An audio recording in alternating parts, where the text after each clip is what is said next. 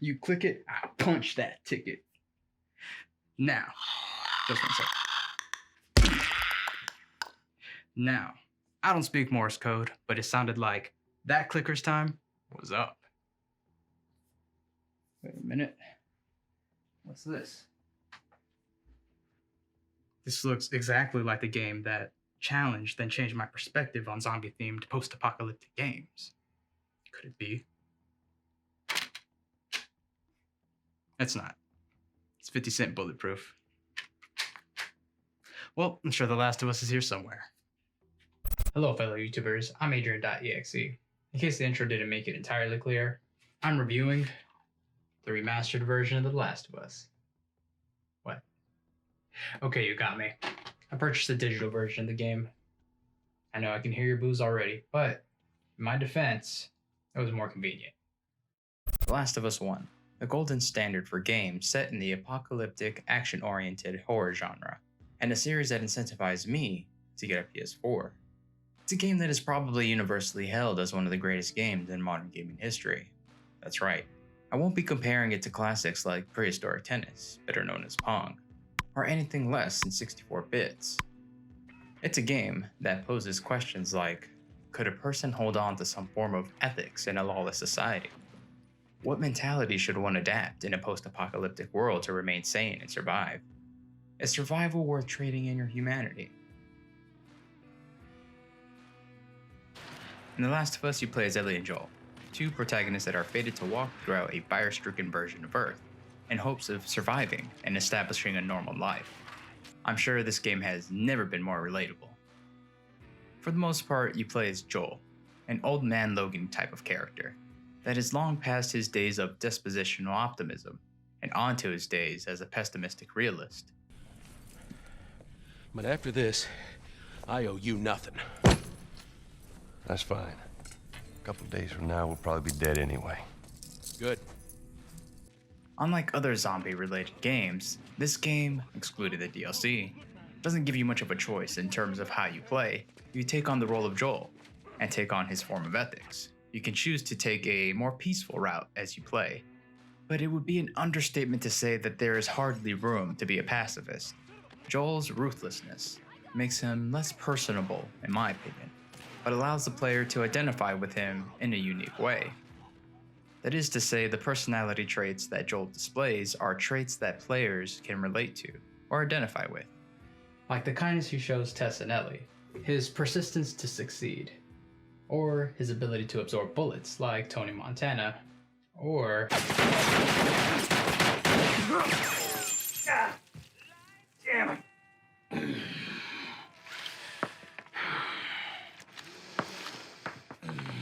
Don't mind them. They're just the reference investigation unit. They come out anytime somebody makes too many references, but it's understandable. People make a lot of references. I'm sure they're not here because of me. Joel becomes more relatable, or at the very least we come to understand him more once the player comes to understand the world of The Last of Us and his view of it. From the perspective we are given, there are very few people who display any form of empathy or are trustworthy, and it seems like the only way to survive is to be merciless, cynical, and callous. We become more familiar with this mindset when Joel, a man of a few words but many deadly actions, shares his proverbs for survival. And just so we're clear about back there, it was either him or me. Well, every battle's got a losing side. What if they had families? Everyone has a family. Best not to dwell on it. Things happen, and we move on.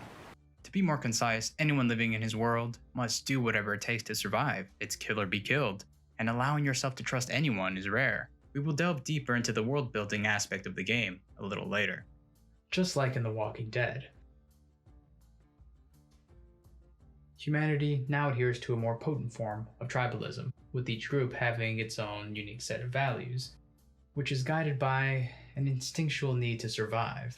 The former is evidenced by the many factions in the game, like the Hunters, Fireflies, and Fedra, and the latter is evidenced by the use of ration cards. The tribes may vary in size, but this group mentality is pervasive throughout the game, and adds a layer of conflict while informing the player about the type of people inhabiting this world. As the game's story progresses, you'll start to notice that you get to know the characters through dialogue shared in-game. Would you play this before? No. But I had a friend that knew everything about this game. Apparently, there's this character called Angel Knives who'd... what was it? She'd punch a hole through your stomach before kicking your head off. I was never a big fan of these things. Their reactions to what's happening in real time. See that wire? Stay underneath it, okay? Just keep your head low and you'll be fine. All right. Behaviors that highlight their personality. Fireflies. I mean, real fireflies. Yeah, I see that. Sorry. I lost myself for a sec. Or even recordings. Honestly, some of these interactions actually caught me off guard. I genuinely didn't expect to hear Ellie react to how I brutally murdered someone. Joel? Or hear her learning to whistle. I'm whistling. Oh, good. Something else you can drive me crazy with. Or even expect to hear a casual conversation about the world as it used to be before the virus outbreak. Henry told me about these. They sell ice cream out of the truck. What? No way, Joel. That's true. This thing would drive around and play real loud, creepy music, and kids would come running out to buy ice cream. You're totally fucking with me. Serious. I almost forgot how many aspects of my regular life that I take for granted, which is why I found those conversations intriguing and relatable. I mean, does anyone remember what the mall was like? Or what the bottom half of your face looks like? However, the way we become acquainted with characters doesn't just come from conversations, recordings, or reactions, but from letters in the game. These letters act as gateways that reveal glimpses of a day in the life of a survivor. The way Joel reacts to a letter he's read, Well, that wasn't a good idea, now was it? the ambient dialogue between the other characters, Hey, how you doing, little man? That was a close one, huh? Yeah, not one of our finest. and the letters themselves that provide plenty of lore, are a rare ensemble of tapestries that give you an insight into the world of The Last of Us. From the broken down buildings to questionably dangerous dogs, or naughty dogs, to ledges that require two people to climb, you get to see what is left of the US, and presumably the rest of the Earth, after the virus ravaged humanity. As you explore different buildings, you see where families used to live, where a person had their last moments, how some avoided having to live in this world, all without any words needing to be said. To me, world building, when brilliantly coupled with complex characters and a good story, is what separates good games from timeless games. Speaking of the world, I found the game's environment to be immersive and somewhat large. At times, I felt like there was so much more to explore, despite the map being linear and the game's barriers being obvious. Additionally, there were a few subtle design choices that made the game realistic to me. For example, when Joel opens a drawer and it's empty, to me that makes perfect sense. I mean, not every nook and cranny you search will have resources that you can use, especially if you ignore all other objects around you that could act as suitable replacements, or if you're deranged enough to play the game ungrounded. Now, this isn't a content analysis episode, but I do want to talk about Ellie and Joel because I believe that complex characters are the crux of what makes a great story. Unlike the President's daughter in Resident Evil 4, whose name I forgot because she was forgettable, Ellie isn't as helpless and is more than capable of defending herself in Joel.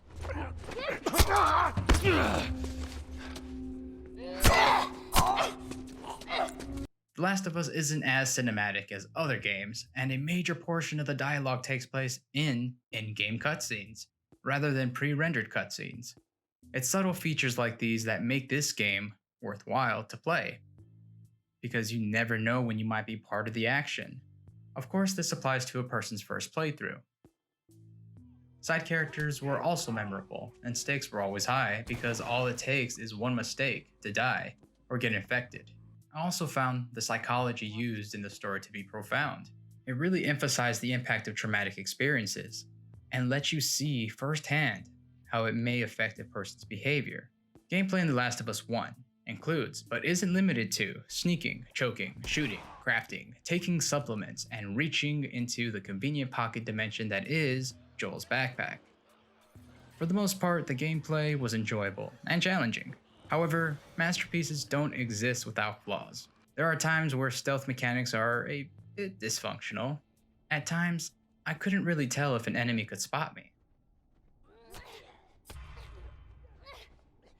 or how far a clicker's sonar can detect. Other times, you feel like Batman in Arkham City, or Wolverine in X-Men 2, Wolverine's Revenge. Alright, that's the last Logan reference. Wait.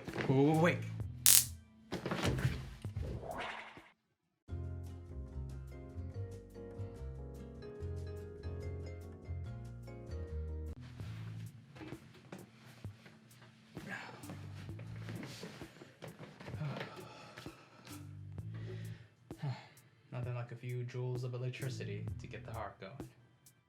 Don't worry, there are no laws regarding puns around here. Let's move on. Speaking of laws, the 3 laws of robotics would be helpful in The Last of Us due to the AI in this game. Why? Well, sometimes friendly NPCs can get in the way, and for some reason, aren't subject to the same rules as you. They aren't detected by enemies and aren't killed easily by clickers. The only other gripes I have regarding the gameplay are occasional glitches in hit detection, the absence of friendly fire, and the swimming controls. The absence of friendly fire lowered the stakes when saving anyone. Real talk, I spent so much time trying not to hit Ellie, just to realize by the end of the game that it was never a possibility to begin with. Lastly, the swimming controls were oversimplified and rigid, making it difficult to navigate underwater. Also, regarding my points on stealth, combat, and NPC AI, those aspects of the game are just what I thought could have been better. The upgrades to Joel and his weapons increased the game's replayability, in my opinion. I felt pretty unstoppable the second time I played.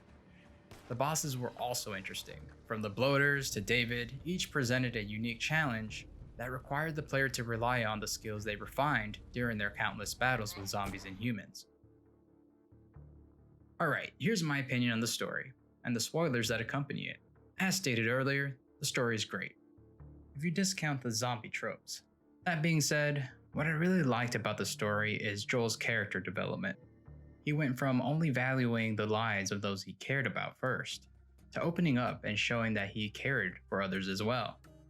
This is further demonstrated when he didn't kill Henry, he didn't leave Ellie with Tommy, or when he highlighted the importance of Ellie's immunity and what it could mean for humanity. Joel acts as if he doesn't care on occasion, because he's afraid of feeling the pain of loss of someone close to him once again.